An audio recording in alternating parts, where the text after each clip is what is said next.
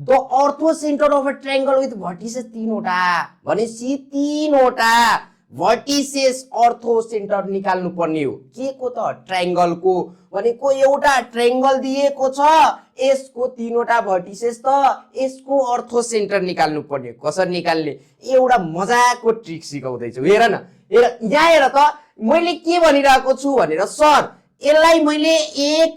b माने a, b यदि मैले 2, 5 लाई माने भने यो a चाहिँ यो दुईटा बाँकी भर्टिसेसमा हुनु पर्यो र a भनेको फर्स्ट कोअर्डिनेट यसमा पढ्या छ कि छैन a, यसलाई c मान्ने c सँग हामीलाई सरोकार छैन र के सँग सरोकार हुनु पर्यो a यहाँ 2 छ भने यो दुईटा मध्ये कुनैमा एउटा a हुनु पर्यो मजाले सर फर्स्ट भर्टिसेसमा त ए पाए नि त पाए कि पाएन अब हाम्रो बी चाहिँ कहाँ हेर्नु पर्यो यहाँ पाए कि पाएन रे बी डी, बी हेर त यो कन्डिसनसँग म्याच गर्यो कि गरेन सर मजाले म्याच गर्यो यस्तो म्याच गर्ने बित्तिकै अर्थो सेन्टर भनेको कति हुन्छ बीचको a, b ए b कति दिएछ 2,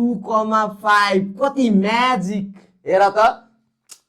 30 सेकेन्ड पनि लाग्दैन जस्ट क्वेशन हेर्ने एन्सरमा के लगाउने टिक लगाउने